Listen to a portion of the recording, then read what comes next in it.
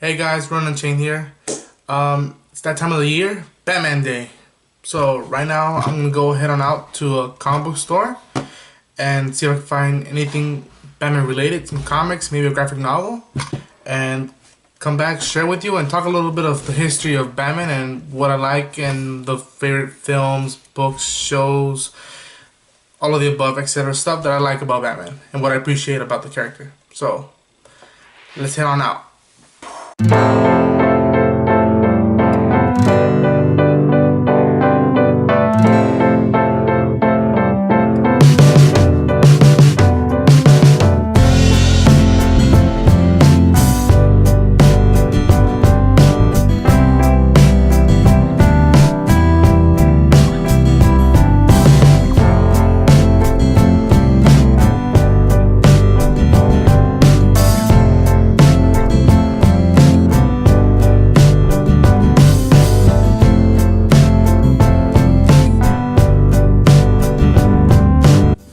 Hey guys, Ron and Jane, and I just got back from the comic book shop.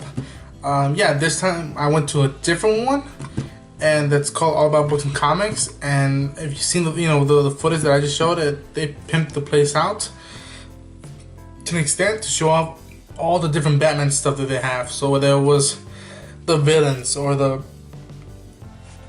sidekicks or whatnot, I don't like calling Robin and Batgirl sidekick. I would say partners of Batman and whatnot. So they pimped it out. It was beautiful, and I'll show you what I got today. So they were giving off at every comic book store. So if you go to a comic book shop right now, you can go get a free comic book, Batman comic book, whatnot.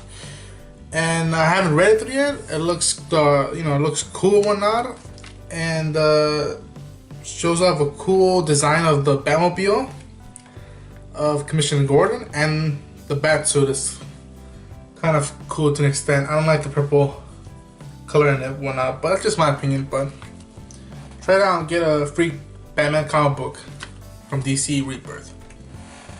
So there's that.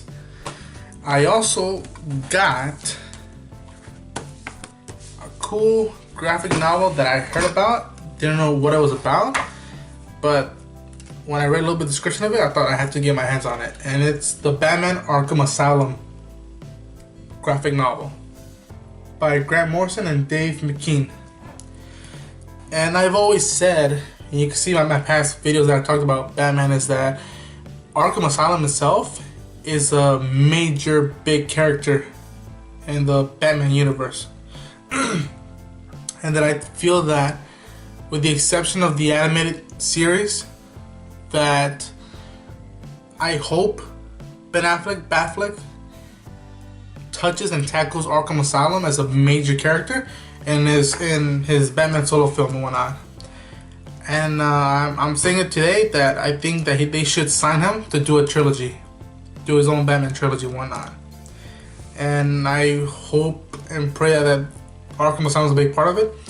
And I just seen through the look at that, the graphics about it. I don't know the major story of what it's about. I believe it's an origin about Arkham and whatnot, but just seeing the images and whatnot, it's like they're beautiful and terrifying images that I'm not surprised symbolize or represent Arkham and whatnot, or what happens when you go in or when you leave, if you ever leave, whatnot. So cool addition to mine. I just finished reading the Long Halloween, which I love. I love the book of The Long Halloween. Finished reading it, and I had to get myself another one. So hopefully it's a good story as well and whatnot. And the last item that I got of the day was All-Star Batman and Robin. And I had never got or put much attention into it, to like getting it and whatnot. But when I realized that Frank Miller and Jim Lee worked on this together, I had to get my hands on it. So, and it's a cool cover art by Frank Miller, I believe. I think it's Frank Miller. It's his Frank Miller. So it's a cool cover art and whatnot, and I hope that the story as well is great. Because if it's not, then what the hell is, you know, what the hell is wrong with these two legendary titans and whatnot? But it's gonna be great. I just hope it's up to something that I won't forget and whatnot. So yeah, so I bought some cool stuff for Batman Day, and I told you guys I wanted to touch upon about a little bit of history of it, and just instead of doing a history lesson and whatnot, I'm just gonna throw it out my favorite stories, films, animated series, books in order of my personal choice when it comes to the Batman character and his universe and whatnot. Starting at number 1 is Batman the Animated Series.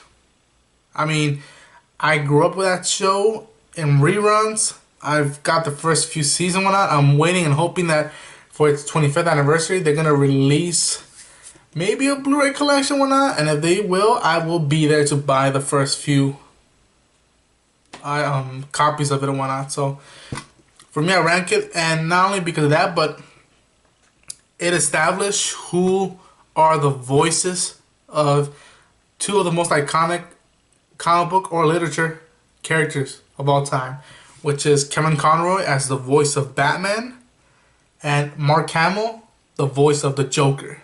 How do I say it? I just say that for me, being a 90s kid, the animated series was, to me, how I got into superheroes, because after Batman, the animated series, it led me to X-Men, it led me to Spider-Man, it led me to Justice League Unlimited, it led me to Green Lantern, the Superman animated series. So for me, when it comes to like what stuff of Batman, number 1 is the Batman animated series.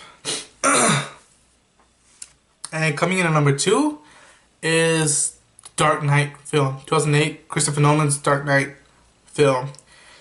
And 2 words, Heath Ledger. I recall seeing the trailer, the teaser trailer for the Dark Knight, and I remember just hearing "Evening, Commissioner," and you know, boom. You see the first time we saw footage of the Joker, and him saying, "Why so serious?"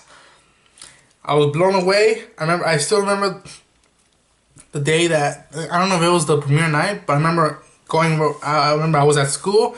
My mom picked me up, and she gave me a surprise. She's like, let's go to the movies. I'm like, yes. And she picked me and my little brother, and she was like, what movie you guys want to go see? And we looked at each other. We're like, Dark Knight. We got to go see the movie. I remember sitting down, being blown away with the bank robbery scene at the first. It reminded me of Heat and whatnot. I remember I didn't realize that Two-Face, Harvey Dent, was going to be in it. I remember hearing Harvey Dent. I'm like, Two-Face in it? My second favorite villain of all time, right behind the Joker, my number 1. I'm like, what? And then, I mean, it could be like an hour of me talking, but I think we all agree that film, out of the trilogy, that film stands tip. And even though, and just my opinion, my Batman, my cinematic version of Batman is Ben Affleck. As much as I love Christian Bale's, Ben Affleck looks like Batman and he sounds like him. That film, that story, beautiful. And I still remember going like this, just holding my mouth through the whole jail scene, that, you know, these civilized people, they'll eat each other. They're only as good as the world allows them to be. I'll show you when the chips are down. You know, I remember seeing that whole scene. I just been blowing. I looked at my brother. I'm like, damn, that was the first time I appreciated someone like acting, performing. I remember that was the first time that triggered my thought of being an actor and whatnot. So to me, that's the number 2 of top 10 Batman favorite stories, I guess, for lack of a better word, stories, whatnot. And coming in at number 3 is The Dark Knight Returns, the book. I own the animated film, but I remember I have to, before I go on, I have to give credit to one person, which is my brother. The kid loves Batman. He bleeds for the Dark Knight. He'll bleed for the Dark Knight. And I remember my brother got the book first. He got Dark Knight Returns, and the kid was 15 when he got it. So I didn't pay much attention. he read it, he was blown away, and for like a good 2 or 3 months, he was like, each day, he's like, hey, check it out, try it out, read Dark Knight Returns. I'd be like, next time. 3 months, I had it up to here, and I'm like, fine, give me the book. I read one book, the first book, it was a graphic novel, but it was the first book, the first chapter. And I remember going like, I've been missing out on this damn book, and I made it my objective that per day I will read one of those books. I didn't want to finish it within an hour or whatnot or two. And after reading the whole series and seeing the Superman Batman fight, I was like, bro, you're right. So I can go into details of how the book, what Frank Miller did was represent what was happening in the world, how he viewed it, how I personally think that it was deep. He had been the only person that was brave enough to show it in comics, how the world acted sort of and looked, and how he took the character of Bruce Wayne and Batman throughout each book and whatnot. And I think we can all agree that that fight against Superman, as much, and I respect Superman and its fans, we're all friends, but I'm Team Batman. And I got to see Batman kick his ass.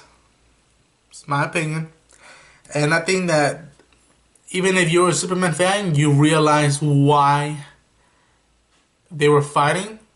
And I think I remember going into BVS that was like, please let them have that dialogue conflict of like, or really, who, like, if it's not me, they're gonna send someone else, or really, who they send after you. I was hoping that they would have ideology battle within them in the film. They didn't. It was just, fuck you, stay down, screw you, feel that's fear, whatnot. The fight was good. It was short as hell. We deserved a longer fight and a more compelling and more meaningful fight. And that book revolutionized the character. It revived him. Because up until that point, and this is just my opinion, and I think most people could speak about it, is that up until that point, the people who weren't true hardcore fans like us who appreciate these books and characters, that Batman was still it was still Adam West's Batman, which is fine, but it's not who the character really is. It's a different iteration of the character that I respect and love, but it's not who the world's greatest detective is. So it's my opinion, and it's number 3. I'm gonna go for number 4. I'm gonna go The Long Halloween. Basically, The Godfather meets Batman mashup. And I remember reading the book. It was a good story. I didn't knew who the main. I'm not gonna spoil it or not, but I didn't knew who the main character, who the main villain was, and I could tell that Christopher Nolan borrowed a lot of stuff from Long Halloween and whatnot. And I put Long Halloween in terms of books right under Dark Knight Returns for me and whatnot. So number 4 is Long Halloween. Number 5 is Batman Mask of the Phantasm. And I'm gonna make these shortest now. I'm sorry guys, I took too long in the first few. Mask of the Phantasm was I remember seeing it in theaters. They re-released it. I think they re-released it, and it was the first time that I was like seeing a story where Bruce Wayne almost had a chance to leave the Batman life and have a normal life. And I remember for a while, as much as I love him fighting, I'd be like, how come there hasn't been a story of him having maybe a good chance of being happy or not? And I remember seeing the movie, and how him and I forgot Andrea Beaumont, Andreas Beaumont, how they were like in love. And I remember being like, I'm happy for the dude. I'm like, dude, you've done enough. Go happy. Go make your own life. Go, have some kids and whatnot. And then what happens at the end is tragic and sad. And I think that for an animated film, it deserves a lot more credit and more recognition to be up there with the Dark Knight and the Michael Keaton films and whatnot. So it's my opinion, and I think that it was a little bit plus extra in terms of cinematic version for the animated series. So top 5 right there. That's it. I'm sorry guys that I took too long. Thanks for holding up this whole time. I hope you guys enjoyed the mini vlog that I showed off of the other store and whatnot. It's beautiful. And that's gonna be it for this video. If you guys liked the video, hit the like button, subscribe for more content. Post down any comments down below for any suggestions in terms of films, TV show, books, whatnot. And I'll see you guys in the next video. Take care and happy Batman Day.